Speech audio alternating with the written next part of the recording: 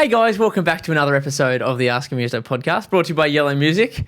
It's about time I got this lovely gentleman that I travelled many miles with in America on the pod. So I got the Caleb. I've got the person that I know the best that plays in the most bands that isn't me. so mate, say g'day and kick us off.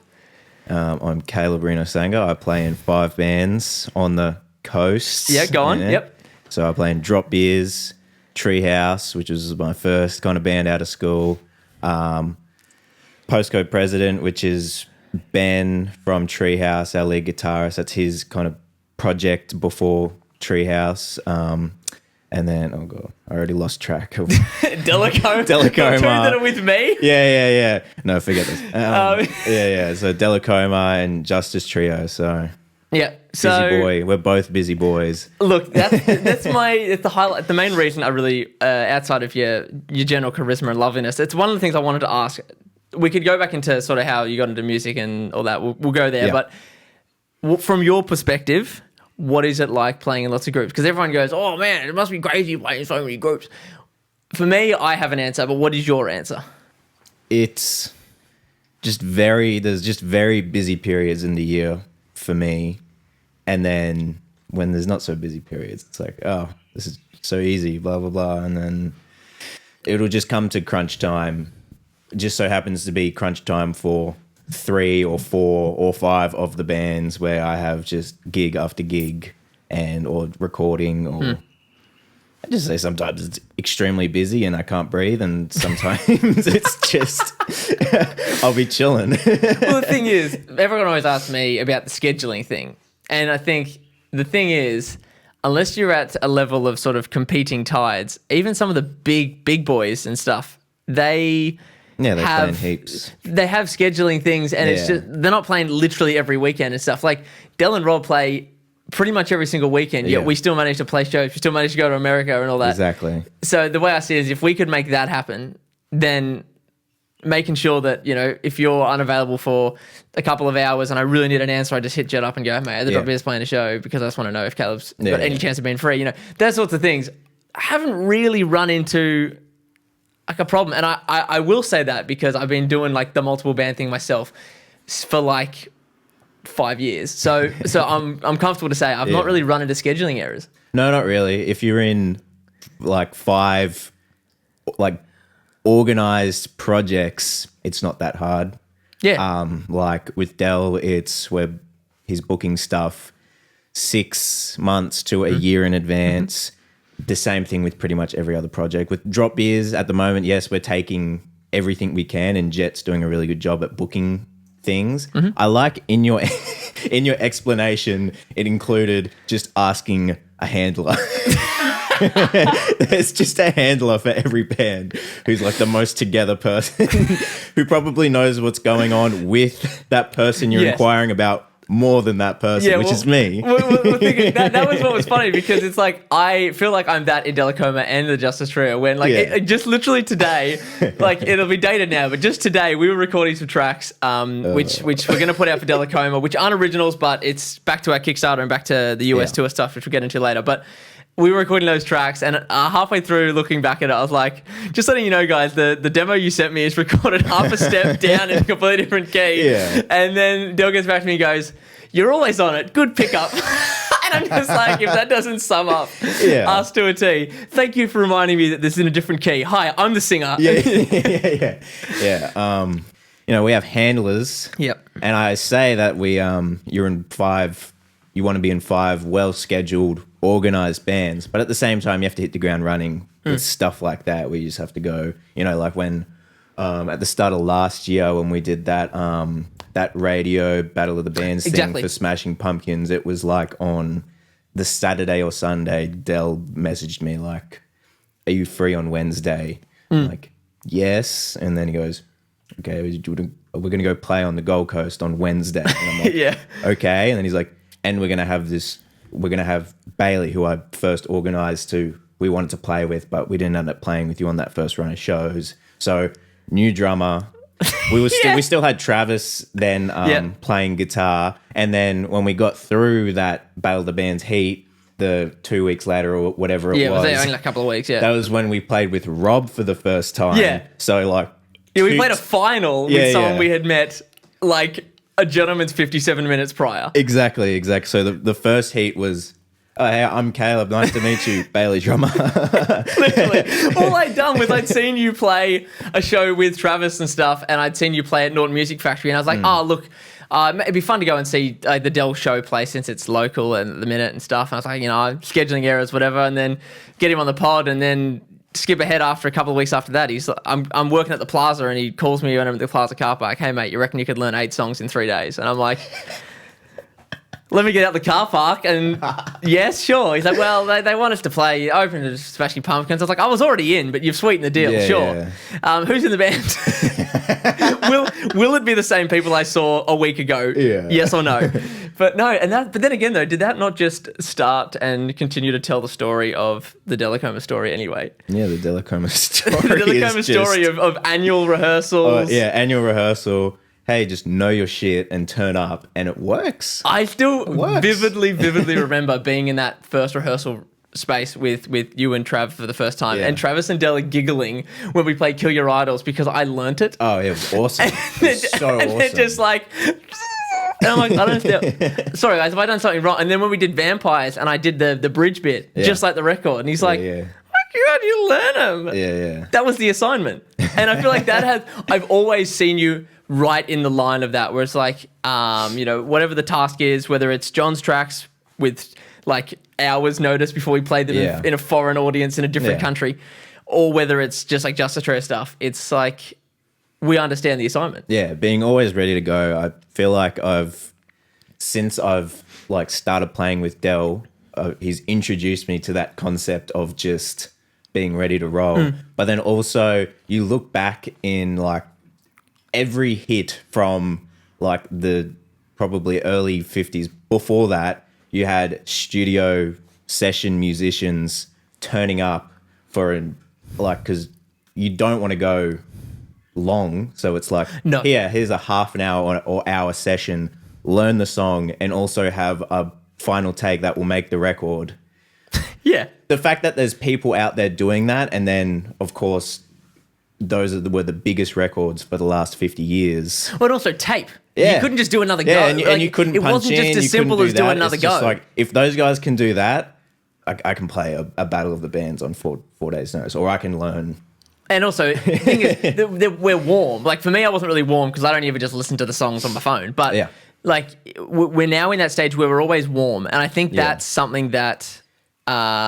I think Muso, and there's nothing wrong with having one band, having one project, whatever it is. Yeah. But I think out of necessity, we have learned how to work in and around an always sort of warm setup for every project. Yeah. Like, I'm thinking about bands I don't play in anymore, and if they said, "Can you jump up for this last song?" I'm pretty sure I could fumble it because it's just, I just remember it. Maybe that's just a drums thing, but like the way I see it is always being warm, always being aware, and just constantly playing. You don't really lose it and go, crap, what's Kill Your Idols? I don't know what that one is. Yeah. You just feel your way back in. Yeah, I feel like that old school mentality of session players is just being able to whip something out that is incredible out of instinct.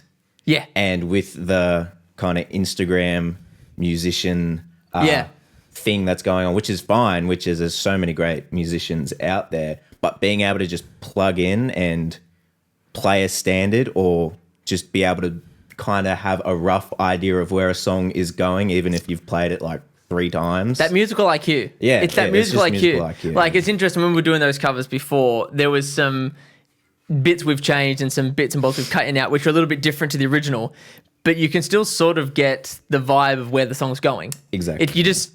And obviously, I find that when I play covers and do covers shows and stuff, where there's a lot of songs that everyone knows, but I'm not always into everyone. Sometimes I don't know this hit because it just missed my house when I was growing up or whatever. But I just get a rough idea of where it's probably going to go, and then they look at me and I assume that it's not the end, so it must be when we're going to cut out, so I'll just stop playing for a bit, Yeah, it's like in jazz and jazz standards and stuff like that. Not that I know much about that sphere at all. It's like a lot of the time you're taught chord progressions like 1, 5, like, Of and course. these things repeat in hundreds, thousands of songs. So if you understand chord progressions and going from, the 2 to the 1, blah, blah, blah, you have a pretty good idea of where most popular music. Yeah, because the patterns, they jump out at you. the Once you patterns understand are it, the the same. patterns jump out. See, Yeah. for me, it's more rhythmic arrangement-based things, but it's the same thing. It's like I know that whether I know what the middle 8 is in regards to this song, I know when it looks like we're going to wrap it up. I can see that this one is probably where we do a double. Yeah. You loosen the hi-hat a little bit for the pre-chorus. Those sorts of things. Yeah, You yeah. just get an understanding of this is probably where this is going. And you just get that from just playing and playing and playing and playing and Yeah. playing live and playing and recording and just And doing it live Doing it. and I think it's important to practice and to go over things. And my tennis coach always said, you don't practice it till it's perfect. You practice it till you don't make a mistake. Yeah. Or in a lot of cases, I've done practice till you can teach. Yeah. And because you get that vibe and it solidifies it in your head as you show someone else. But I think there's a lot to be said for you do it live and you don't get another go. So what is the instinct? What's the the fallback of just what your muscles do when you're getting a little bit of deer in headlights? What does your brain go to? Yeah. And I think you'll end up surprising yourself the more you get into that routine. A lot of the time you see that's where some of the best music comes out of when you're caught in that position. Yeah. And it's if your instincts are to play the right note, you're screaming. It's so good. It's the best Absolutely. feeling. Yeah. And I remember sitting at things where I've noticed a song's probably needs to extend a bit longer. And then I just hear from the vocalist, Bailey Walker on drums. And I'm just like, well, I guess this is what we're doing. Yeah, yeah. And then you just go, well, this was unexpected. So Yeah. I guess we'll just make the best of it. Yeah, I've learned a lot of that from playing with Dell. Yeah. I remember my first gig with Dell at the back room in Brisbane. Yep. I vividly remember closing my eyes Dangerous. in the middle of playing something, and I just opened them, and Dell's just in my face like, yeah, baby, give it to me, baby. I'd never encountered anything like that on stage before, and I couldn't help but giggle a little bit. Yeah. And I'm like, I know I shouldn't be giggling right now because like I should be in it. I everyone's should be probably matching his assuming- energy yeah, and everyone giving it back. assumes that like this Yeah. is we've practiced this, we love Yeah. doing this, and you're like, what the fuck's this Like, bloke what is he doing? doing? And like I had some of my schoolmates watching. I was looking at them like, can you see this? This is happening, isn't it? Yeah. I mean, Yeah. right after that, I realized like, oh, like we're a rock band. We have to do rock band shit. Like, Yeah, and that's just him as well. yeah, yeah. So obviously after that, I've learned to, when the lead singer says, give it to me, you give it to him. Yeah, exactly. Especially because he gives you everything. You can have the most Yeah. stale bunch of fuckwits in the front, 100%. but Dell's always giving it, and he's I looking in know. the eye, and he's coming back, and he's It's very amazing how he just can win over every crowd. And Yeah.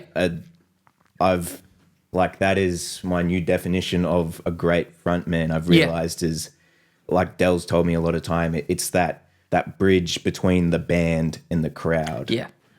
Which is very important.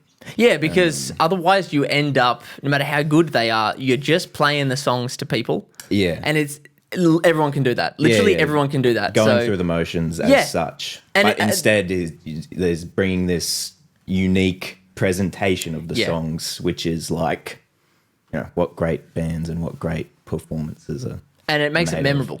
Yeah. And that's the other thing. It 100%. makes it so memorable. Yeah. Well, then to go back then to the start. So you're talking about all the things you've done playing and different learnings you've had from different people, but like, where does it all start?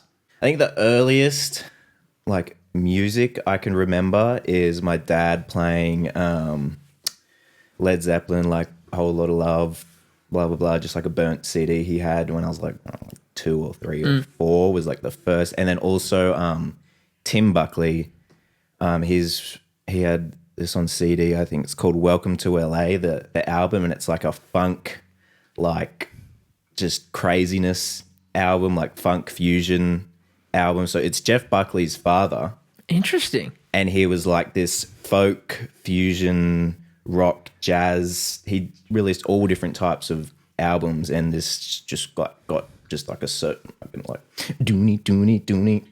Also, Like, super it's- quick. It's fast. Yeah, there's some really cool songs and really Okay. like funk bass and stuff like that. I didn't realize, like, I didn't even think of that again until like I'd started getting back into rock music, Sure. like way later on. But those are definitely the earliest musical memories I have. Yeah. After that as well, my grandma was like a vocal teacher. Okay. And she had like a music room office thing where she taught heaps of students.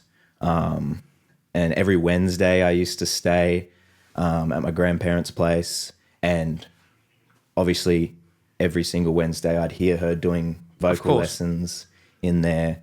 Not that I know it really clicked over, but when you actually think about It's a thing to think about later. Yeah, you think about it later and you have, oh my goodness, I have so many of these. Like I was stuck being jealous about other people's musical families, blah, blah, blah. I was like, I wish I picked this up earlier. Like, but then when I actually think back, I went like every single week I was hearing someone do scales with their voice, grandma playing piano with them. Of course. Like at Christmas or family celebrations, grandma and grandpa Would get up and just be singing these weird operatic things I'd never. Obviously, you're a kid. You've like, what the hell's going on? Exactly. But looking back, I'm like, why aren't you doing Santa Claus is coming to town? Yeah, exactly. Play the hits. Yeah, I know. It was just, I feel lucky to have experienced that looking back. And then in grade 1, I started learning piano from this lady called Mrs. Wasman. Okay. Which is like just a very old family friend. She used to live in Nambour. Her husband was the principal of Nambour Primary School. Oh, okay. And a very close family friend. I think I learnt piano for like a year, like coming up on like my first kind of grading thing or whatever it is in piano playing. But I just wanted to play Crazy Frog. And but we would, working out of like a best. All the prodigies say that. Yeah, like learning out of like a 1940s. Yeah, okay. A bit dry for a grade 1 kid. I didn't understand really what was going on. It was fun. Like I did like one recital thing where I was too scared to go up there by myself, so I got Miss Wasman to sit next to me and do like half a duet kind of thing. Oh, that's nice. But I only really learnt it for like a year and then stopped because I wasn't really practicing or anything like that. After that, I think it was grade 3 or 4, I picked up the trombone. I wanted to learn the trumpet, but weren't enough trumpets. Fuck you. Basically, same thing. I just didn't practice. I wasn't really into music per se. I wanted to do something cool, like play an instrument. Yeah, okay, yeah. It's like, how about I do a thing? Yeah. There just wasn't. I couldn't stick out the learning the fundamentals enough. To warrant playing it any longer and wasting my parents' money. Yeah, no, that's fair. That's fair. So then a big sort of gap between then and picking up the 3 full or 4, and then in grade 8, I want to say, I started learning guitar, just like regular open chord stuff, Seven Nation Army. I thought it was going to get me girls. Well, so wrong. Well, isn't that a breakthrough bit of knowledge there? Yeah. But I mean, I'm glad I picked it up at that point. It was like a year-ish of just kind of learn open chords and little things. Just absolutely stunk. But I mean, I started to get that kind of fundamental knowledge. Yeah, and you started to have more of an interest rather than just something to do. And then like from when I actually started listening to music properly it was probably about grade 8 or like late grade 7. It was all hip hop. So like my first ever album was Because of the Internet by Childish Gambino. Okay. So the singles off that is like 3005 and Sweatshirt maybe.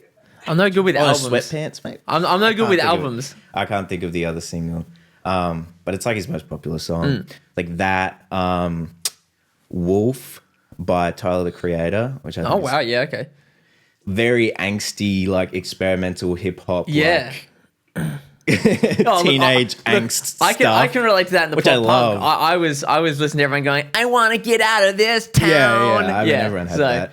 It's still great music. I'd still listen to it. It's obviously not my main jam, but still cool, like samples and stuff in there, and kind of just getting into, because like when you're listening to hip hop, it's a lot of rhythm, it's a lot of vocal rhythm and flow, as they say. From there, I also in that same year got on to Awaken My Love by Childish Gambino, which I think came out in 2015, which is like a soul R&B, complete change from Because of the Internet. Yeah. Such an awesome, like that's the record with Redbone on it. Yep. Yeah, that was such a good album. Yeah.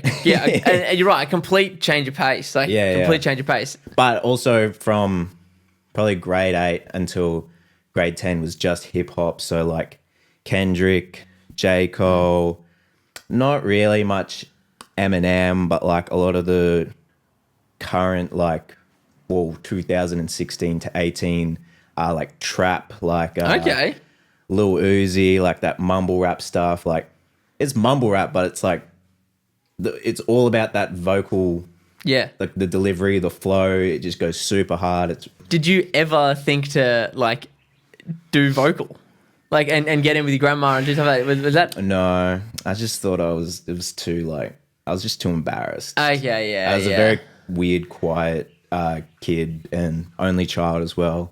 Yeah, I feel like I only learnt how to talk to people properly 6 months ago. No, just about. When I got my job at Big W in 2019, I literally just forced myself to say, "G'day, would you like help with anything today, sir?"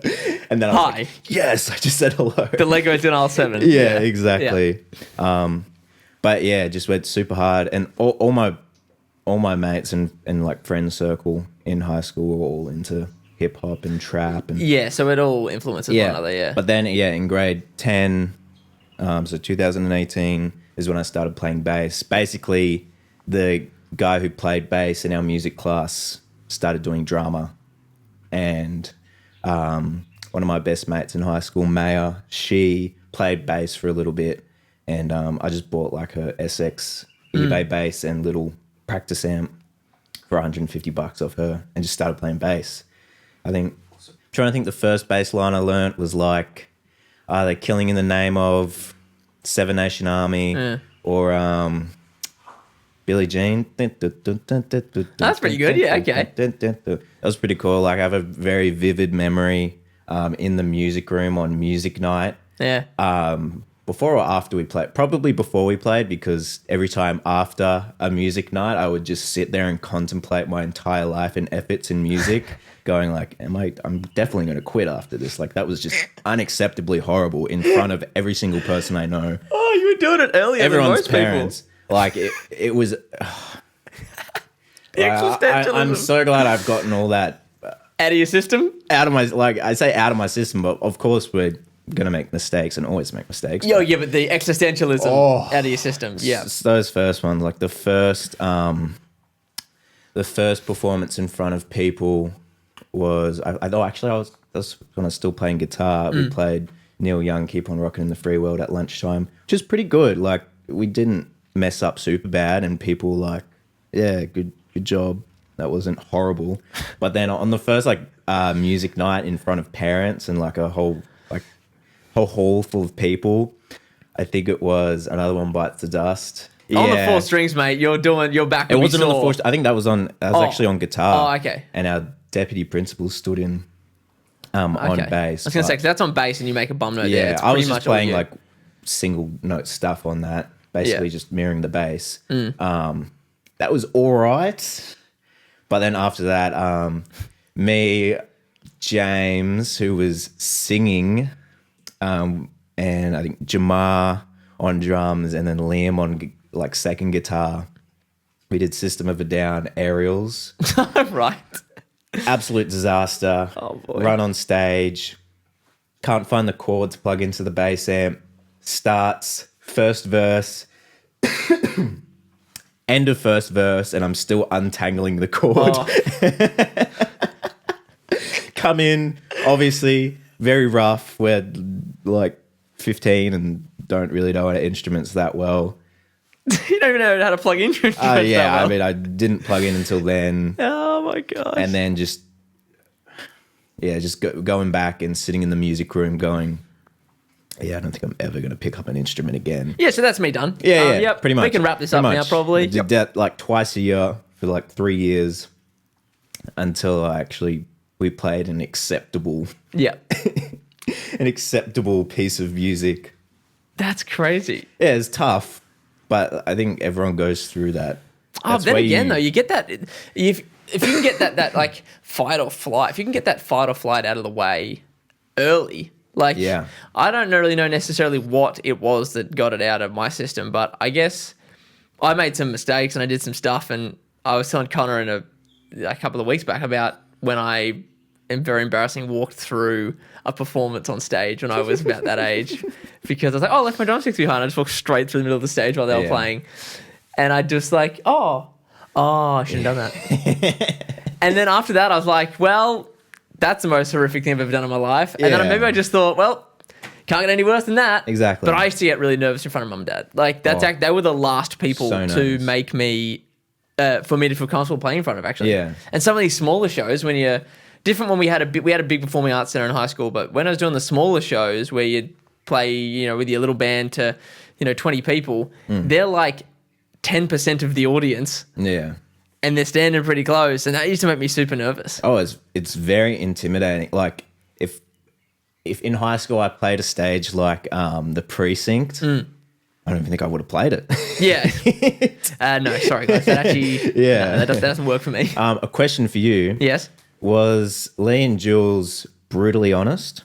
Oh, I actually got honest for your early performances, like in high school, like you're kind of forming. Okay, rehearsal actually. So in grade 5, I started a band with some other people, which was out of the norm because normally in grade 6 they had like a rock band, but they had a few people in my cohort that were pretty talented, so they opened up 2 bands. But yeah, in grade 5, created a band called Random, and essentially that was a utilization of the music room after hours, and the music teacher basically said, as long as one of the parents is the chaperone, that's all good.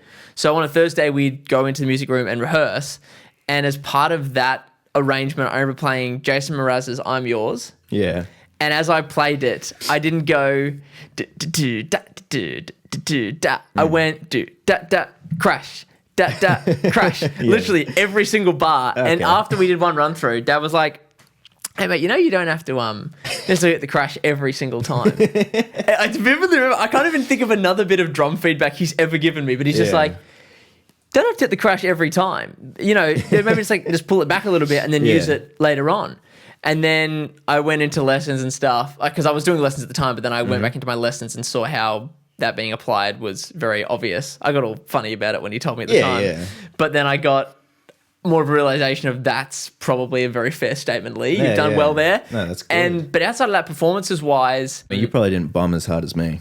Well, I think... If you were playing in grade 5, you didn't bomb as hard as me in high school. Well, I suppose that would be true. But then again, I also had...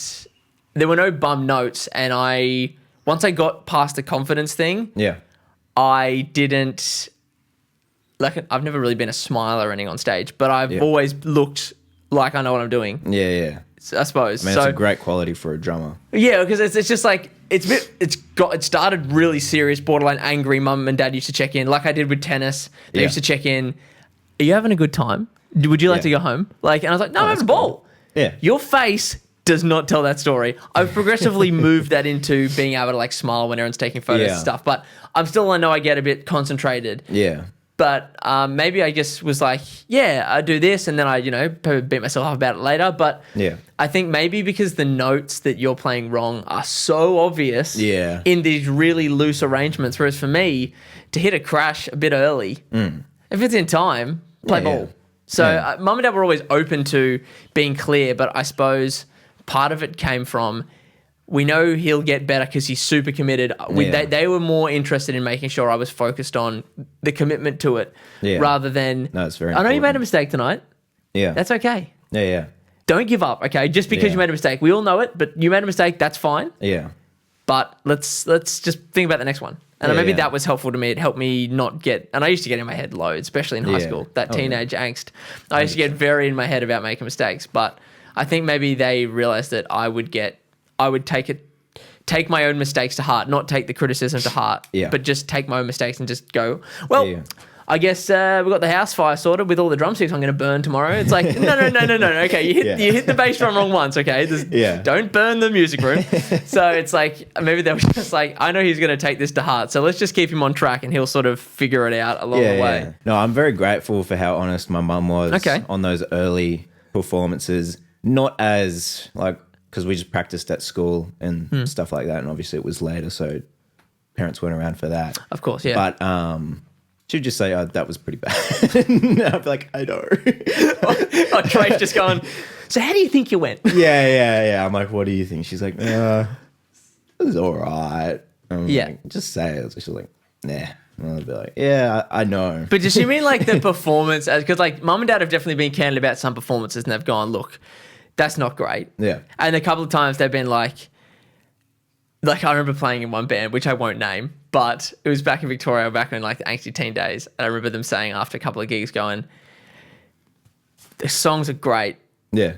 Be nice if someone else was singing, but the songs are great and you play them really well. And I'm just like, they've always come to stuff. And I suppose that has meant that I'll stick it out because, you know, they've seen some poos. They've seen some real stinky poos. But then I know that when, you know, we play, whether it's the precinct or we play the station and we do this stuff with Dell and stuff, that they're elated because they're like, you fucking stuck with it. And I know your mum will feel the same. It's the same thing with mum and dad. Like even just last night, like they see what we do and be like, yeah, you silly goose playing System of a Down, you know, not even plugged in, then look at you now, sort of thing. Yeah, there was lots of face squinting back in the day, and to see us actually doing something that's worth getting paid for, and people pay tickets is so awesome. Yeah, exactly. Like, it's the best. It is. So you started in from there. You got into the school thing. You did bass. And I remember you've mentioned to me off camera about it sort of being a bit out of necessity, but also just a bit out of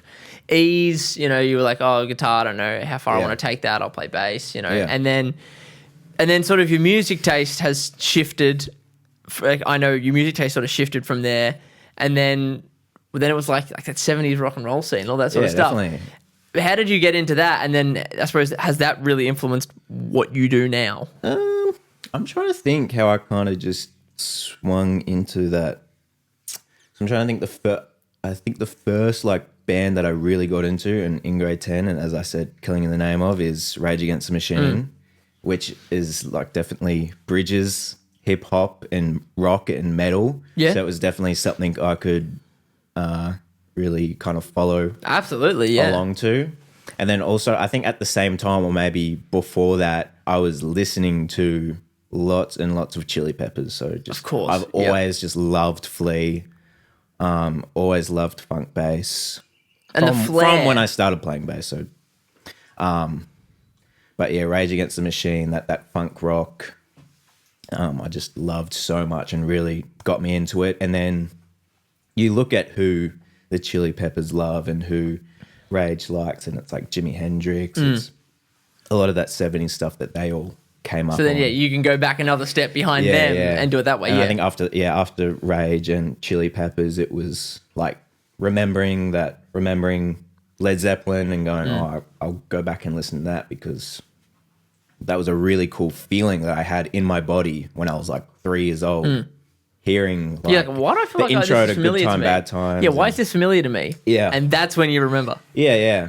But yeah, like Rage Against the Machine was just like the first band that I just listened to everything. Yeah, and also from there you get, like with Flea's influence stuff, you get that performer rather than, you know, your stereotypical bassist vibe. And that's something that Erin said from day one when she first started shooting you, was she's like, I need to, you know, especially dealing with like Sailing in Space where Jesse and Dylan are dancing up and down. She's like, what is it that you've managed to get two of your bands, you have a bass player that I have to make sure the camera's on because they're doing something interesting.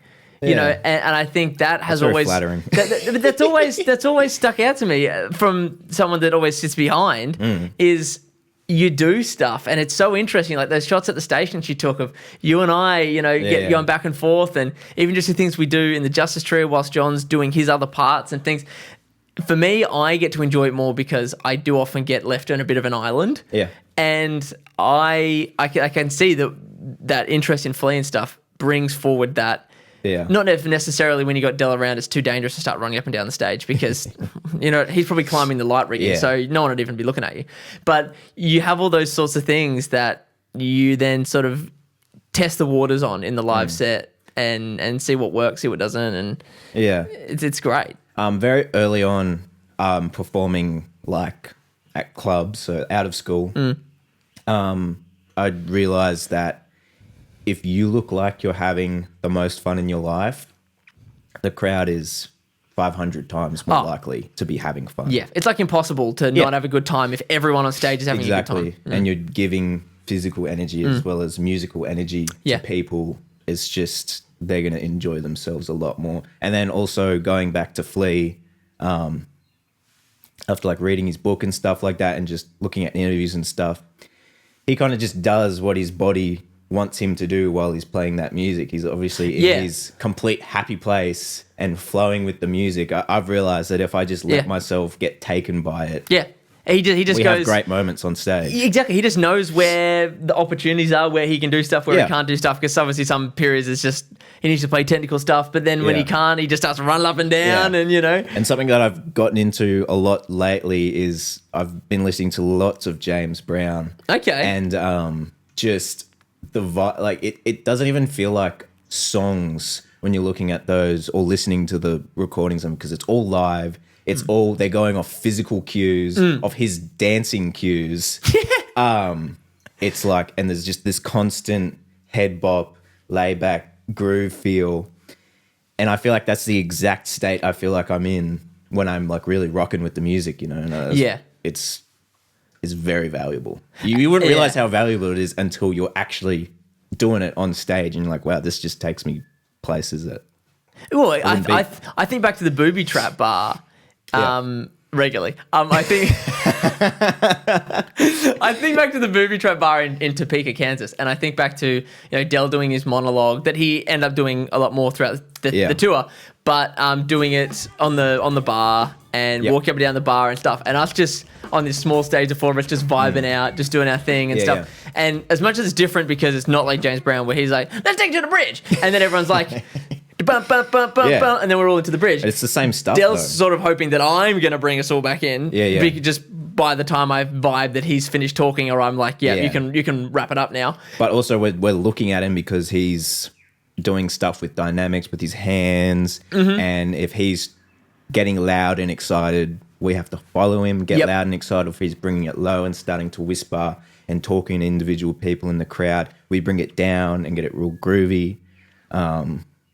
To have like a band leader like that, or just have people that are very stage aware and have stage aware. That's great. That's an area of musical IQ that I think people forget, or maybe you wouldn't forget it if you've never been in a band with someone that has it. Yeah. Because like I remember Dell was saying after the station, he's like, when we do Adrenaline and we have all those stops. Yeah. Dun dun dun. Adrenaline. He's like, that is hours. That is musical daylight. But he's like, I know that we're always going to come in. He's like, I know that we've always got it because the accents are so definitive. We all finish at the same time. We all come back in. He's like, I'm never worried. He's like, I obviously am not running around for that one because it's so hard on me. But he's like, I'm never worried. No. Like he's like, I've felt like we're all counting in, guys. You know.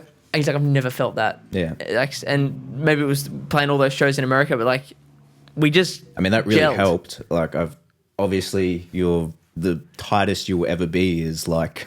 Doing back-to-back shows. 5th, 6th, 7th, 8th show on a tour, which is just invaluable. Yeah. Like, we've obviously a completely different band since then. Yeah. In 1,000% better way.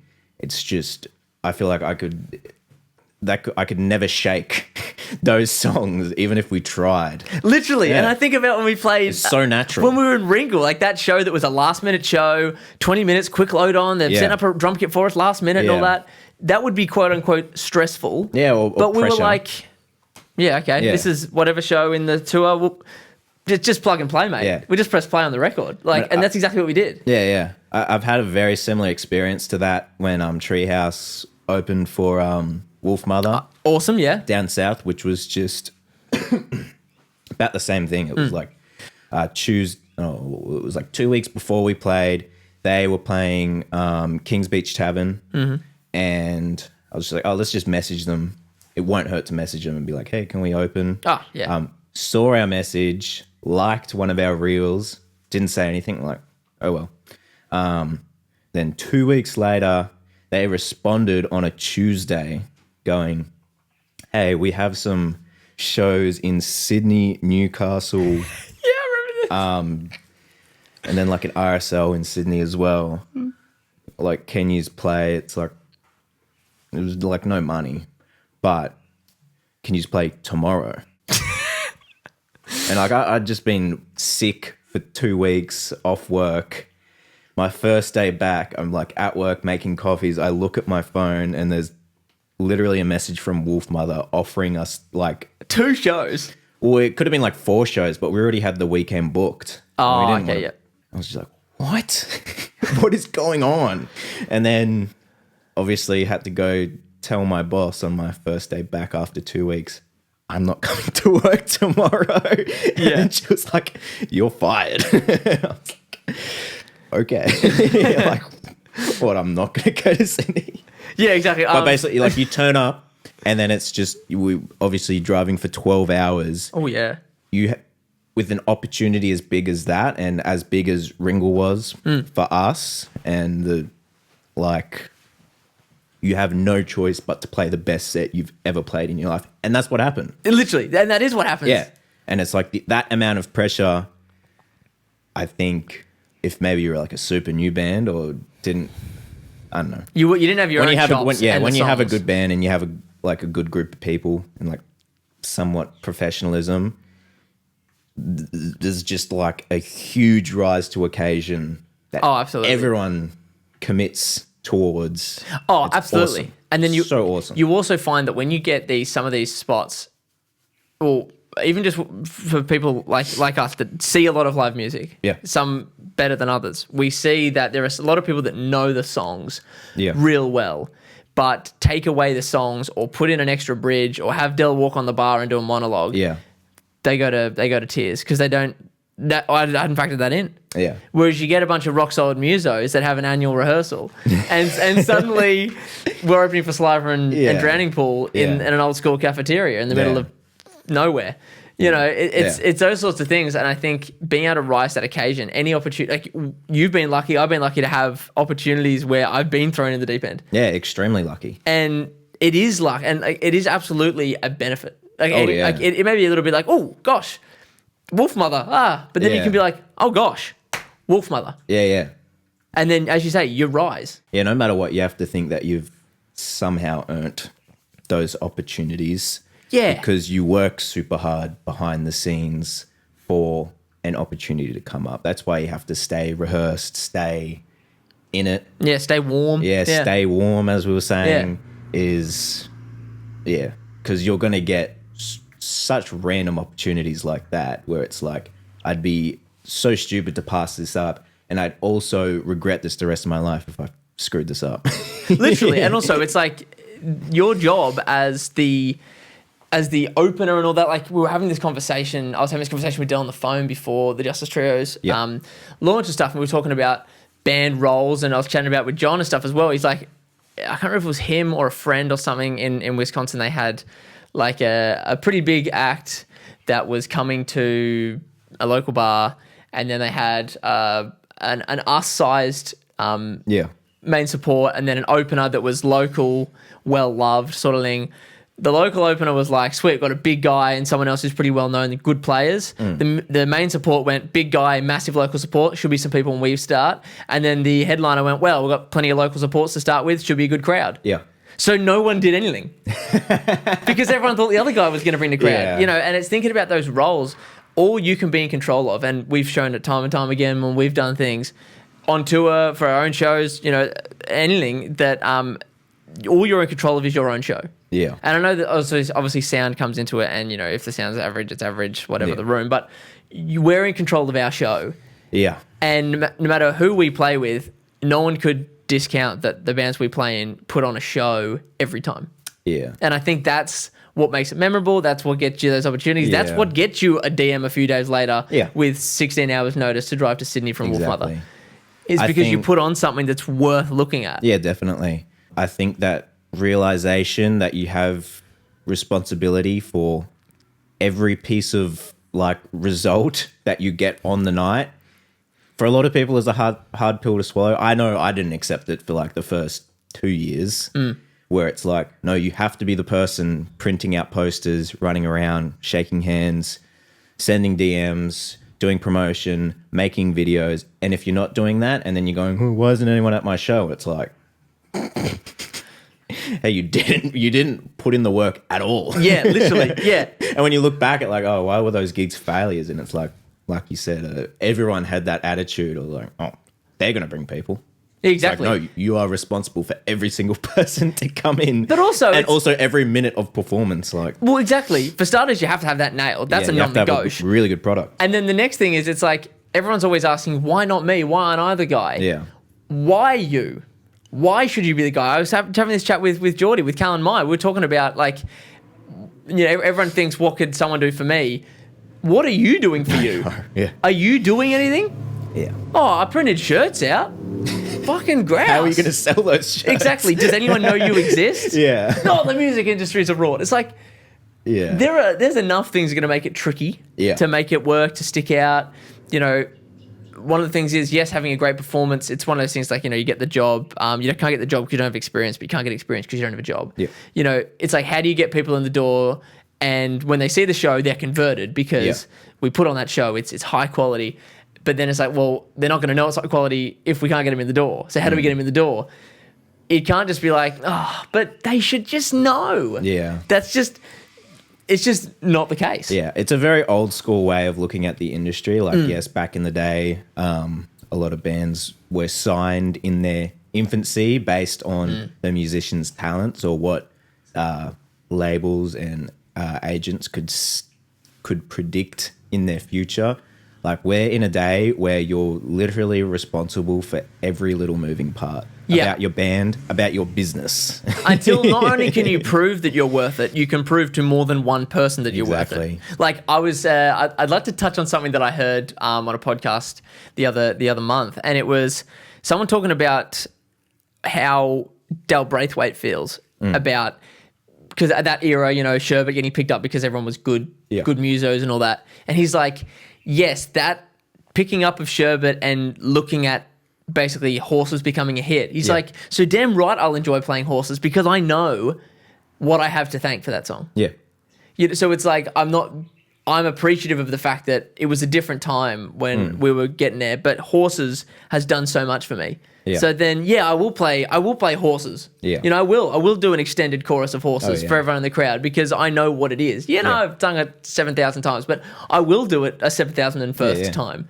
You know, and it's having that appreciation and understanding those sorts of things, and you can see that authenticity in people, or you can see it not there as well. I see that a lot with indie bands. Exactly. And I think it's interesting that like when we talk about content and stuff, like I don't think really any of us are in a particularly content-y band. Like, I'm doing stuff to make sure that the Justice Trio EP gets legs. Yeah. And I'm just sort of throwing things out there, using what I do for a living to figure out what works and what doesn't work. And a lot of it's experimentation because I don't know what works for us yet. So I have to do all of it and then just basically stop the stuff that's not working. But it's interesting. We're not in bands that are like, we do 14 TikToks a day and we do all this sort of stuff.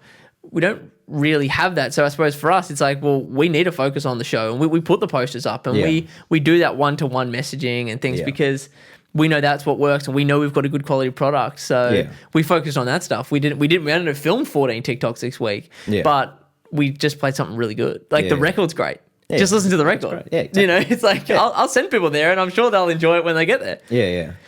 One thing I do want to ask is about back to the US. What was like? Because I've spoken about my experience, but I want to get a bit of an idea from you. When we first jammed, when we first rehearsed, in that room, Del has, you know, he would admit lower expectations than he probably should have. Sorry, is this in Milwaukee? Yeah, when we first met John. Yep. What was your experience, your thoughts of that when we first got together and we first started playing the first couple of songs and it was just like zam, straight in? To be honest, I was just mainly worried about what I hadn't done, like Mr. Brightside. And then when we got there, Dell kind of looked at me like, no, we're not doing this. We're not gonna play that, that's fine. My fault. Yeah, I don't know. It just felt like, okay, this is why we're here. Yeah. We have a rockin' band. Yeah. I think even before going there, I was like, this is the rock band experience. Like, I can't believe I even got to experience that. And it's like, yeah, when you're a rock band touring, you better be tight. You better be ready for it. Yeah. Like, it was amazing that just right off the bat. I'm glad John did a really good job of learning everything. Yeah, exactly. But yeah, we just connected like straight away. Yeah. It was very cool. Very awesome experience. Absolutely. No, absolutely. It was. A lot of it felt natural, I think, just because it's like when you get in positions like that, you just have no choice but to rock out and and just be on the top of your game, which is why bother. Yeah, and also like put yourself out there, like be your best self. Because like, do you know anyone? Like, do you know any of these people? You know, the thing about the people we met on the way, there was no like gig then go home thing. It was gig and then go back to being in the same bus together and learning about one another together. And I think that was a unique experience. And then there's no escape. Rob's going to be like, "Hey, you played the wrong note." Exactly. In this bar, and you're it's like, I will do it better old next man, time. you're drunk and it's 9 a.m. I mean, that would be what I say if he was not good at guitar and not a great musician. But it's like, he's very in a position where you have someone like Dell and Rob there on tour, just get as much knowledge and like on shift training, I would say, from them as possible. Absolutely. And just to try and get some of that, you know, because they're both 20 plus years of experience. Absolutely. Playing live, recording. Playing good stuff. Yeah. Too. Like playing big stuff. Like even just their cruise like legacy would be enough of playing with big audiences, different rigs, different people and stuff. And yeah, it's just been an absolute pleasure. And it's been a pleasure to start doing more things with you and playing more things with you. And I always joke about whenever I put up a post that we're the Sunny Coast Best Rhythm Section. It's my podcast. I'm actually legally allowed to say that. See, I don't have a Jamie here. No one's going to fact check that. Yeah. That's just going to sit there as a fact. It's facts. Exactly. So it doesn't really need to be fact checked. Yeah. I will definitely clip this. So don't spit your coffee. But I suppose sort of for now, what's the goal for you? Like, what do you want to do with music? I know there's so many different projects and there's so many different little bits going on that we both know about for each other. But what's Caleb's goal for music, and what do you want to sort of achieve? For music in general, like when I first started off, I've always had very low expectations, but I don't know if that was on purpose or not. Like coming out of high school, my dream was to just get paid to play a gig. I just thought that was so cool that you can get real life money for going on stage and just doing whatever the hell you wanted to do. But obviously once I achieved that, I thought, well, I need another one. I need another goal now. Yeah. I thought, wouldn't it be cool to make a living off playing? That's just been my goal for the last 3 years, basically, is as I've just gotten more and more engulfed by playing music and understanding music. It's just, how cool would it be to have an experience like when we toured the US, but that's literally like 10 months of your year. Yeah. Like hard work, but like that is just such a cool thing. But it's like it's something I want to work hard on. Exactly. It's not like hard work, like doing really hard work so that you can get a glimpse in your week to be able to do the thing you want to do is one thing, but actually doing the thing you want to do as the work, there's something about it. And I've got no problem waiting like as long as it takes to get it's there. A slow burn though. And I think that's something that, like, it's interesting for those who are watching the video thing and think that potentially Caleb's a 47-year-old Mexican. He's actually not. He's actually younger than me. And the thing is to be able to not to be patronizing at all, but to be able to understand that it's a slow burn. Yeah. At this age, that's an invaluable thing to have. To be like, invaluable. "Whoa, I don't get this. I'm owed this. Me. Yeah. You end up being cranky at 43, and everyone's like, "Oh, don't." He's just an old pub rocker that missed his chance. Don't talk to him. Yeah, like if you haven't been in it for more than 10 years, you're like, oh, I've been just breaking my ass for 5 years. If you actually have been, and I'm still nowhere, it's like, in reality, you're in a rush to go absolutely nowhere if you haven't even committed over 8 years at least to getting something that's very few people are lucky enough to experience, which is playing original or cover music for crowds around the world, and making enough money not to just be eating tortillas every day. Literally though, and to be able to have like a product you're proud of, and like Del said from the start when we did our podcast episode, what feels like 100 years ago now, he was like, it doesn't necessarily have to be every weekend I'm playing my own music, but I want to make a living out of playing what I love. Yeah. And that I've really clued into that, and I've gone, you know what, if I am starting with a show that maybe has, you know, it's a bit of a hybrid show. We're doing those 4-hour sets, whatever, and we're playing mostly covers and stuff. But I'm having a grouse time, and I'm playing with some of the best people I know. Fun. Yeah, exactly. Yeah, and also, as well as being like knowing that you're in it for the absolute long run, you also have to be able to cut corners and be like, well, I'd be happy to play covers.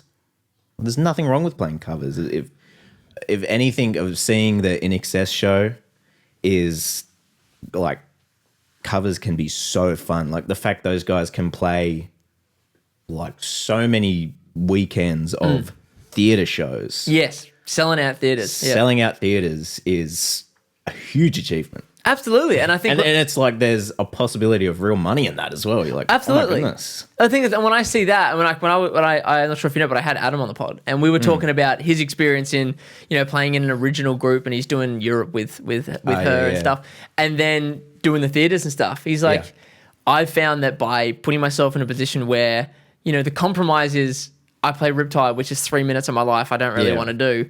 And that's my compromise. Yeah. Then it allows me to then play that thing to get that show, to shake hands with this person. And now I'm going, you know, and doing sold out tours with Rob and the guys in the In Excess show. Or maybe I'm doing stuff with Maple Glider and going to Europe and things. That's the way I see it. I see it as we played some Battle of the Bands on the Gold Coast on a school night. Yeah. To then be like, these are my guys to take to America. Yeah. That's very awesome. If that's not the exact example of like compromise in our industry and having that forward thought to be like, you know what? Yeah, I'm going to just keep saying yes, whatever comes up. Let's figure out how we can make it work. Yeah, if your compromise is playing Riptide and not digging holes for 12 hours a day. Yeah. Pretty damn good. Exactly. Yeah, I have to play Riptide in front of 600 people on a cruise ship. Yeah. And then I get to play all the other things that I enjoy as well. It's about the perspective. Yeah. But I'm back to your original question. I think the very top goal is to kind of be able to get one of the original projects that I'm working with to as far as they can get. Yeah. Yes, it would be awesome to be full time, which is obviously the goal for, of course, most musicians. Yeah. And speaking of compromise, I would go full time with anyone, anything. Yeah. If I'm getting paid a real amount of money, that's absolutely such an achievement. It's so awesome. Yeah, it'd just be really cool to get someone like Treehouse, Justice Trio, Drop Beers, Dellacoma. We've that's the direction that things are going. Things are going. It's very surreal. It is. It's like awesome. Exactly. And it's so good. I'm so glad I got to sit down and chat with you about it, because I knew that you would feel the same about, putting yourself out there and trying different things and saying yes and rather than no thanks. Yeah. Because, I don't feel there's anyone that's really doing it quite like you are. And I love seeing what you're doing and all the things and how you spread yourself in it. I work off your energy a lot when it comes to that sort of thing, but especially on stage when we're doing those things, because like I know there's other people that do lots of things, but I feel like right now we have a bit of a unique connection in that we play in lots of bands together, but also we play in lots of bands total. And I think we both understand that any experience is great experience. Yeah. To a point. The value, obviously, the but value comes out of your perspective and what you take from it. Oh, 100%. And you're going to sit there for 2 or 3 hours learning a set of covers, but it's like, there's a reason why people know those songs. You're internalizing it on your fingers or on your sticks. Yep. No matter what, you're going to get an amount of positive, Exactly, because you're learning. It's just going to make you a better musician no matter what. Literally, and we were talking about this just before when you were not learning, but when you were going through the parts on the covers, you're like, I didn't even realize the bass player in XYZ song was doing that. Yeah. Huh, interesting. I've just listened back to that. That's a really vibey part. And then just being able to adapt to that. Exactly. Yeah, and bring your own thing to it. Well, where can the lovely people find all your projects? I'll probably just cover our face with just Instagram handles. Yeah, with all the bands. But yeah, obviously Treehouse the band on Instagram. Is it Dellacoma? Yeah, just Dellacoma. Just Dellacoma, yeah. The Justice Trio. Yep. The Drop Beers. Postcode President, we're recording at the moment. I'm doing recording bass tracks on Monday, so that's very exciting. Nice. We've got, I think, 4 songs that we're working on. Hopefully at the end of the year, Treehouse is going to be working on an album with Mitch from Postcode, which would be really good. What did I miss? I've not missed anything. Caleb Reno Bass on Instagram. I'm also teaching at the moment. I teach guitar, beginner to intermediate. I can't really do that much after intermediate on guitar. So I teach kids and just rhythm stuff. Can do some lead stuff, but I mean, I'd rather not get in too deep with that. But I'd love to teach people bass, which is just a little few and far between because of bass. Yeah, no, look, go and see live music on the coast, 100%. Which I say every episode, but guaranteed, it's probably a 40% chance either one of us will be playing or one of us will be in the crowd. So it's a great chance to catch up. But since Caleb went into the world of Big W, he's now very confident and he's a big grown up. So, you like bonfires. You like bonfires. If nothing else, I think America was something that if it wasn't going to take you out of your shell, by fucking Christ, it was going to shove you in one. Oh my God. But yes, well, you know where to find these guys. Apple Music. See, I've lost it now. Apple Podcasts, Spotify, YouTube. It's been a pleasure to catch up with you, mate. I'm so glad we got to do this. Thank you so much. And just one more thing. Adding on that, go see a show on the Sunshine Coast because it feels like, obviously I haven't been to that many shows anywhere else. Very biased in saying this, but I feel like we are so blessed. Yeah. So many cool bands, and different sounding bands. A lot of our popular bands on the coast aren't just Triple J indie bands. They're just we've got hard rock, 80s rock, melodic punk. We've got Justice Trio. We've got Dellacoma, which is based out of the Sunshine Coast technically. We have so many different genres of music that are done so well. Yeah. Which I feel maybe, obviously I can't say for sure, but I feel is unique to the Sunshine Coast. Yeah, we don't have just carbon copy music. Yeah, it's so awesome. It's so awesome. You have to go see a show on the Sunshine Coast. Go and be a part of something. Before the end of the year, we've got plenty of shows coming up. There's lots of things happening on between all of our groups. Don't miss a show and don't miss Caleb. Be sure to say g'day when you see the man on stage right, absolutely smashing it up there. Thank you. You know what to do, guys. YouTube, Apple Podcasts, Spotify, that's where they all are. Catch up on any episodes you missed for the season. This has been absolutely bonkers season. As always, guys, until next time, I'll see you later.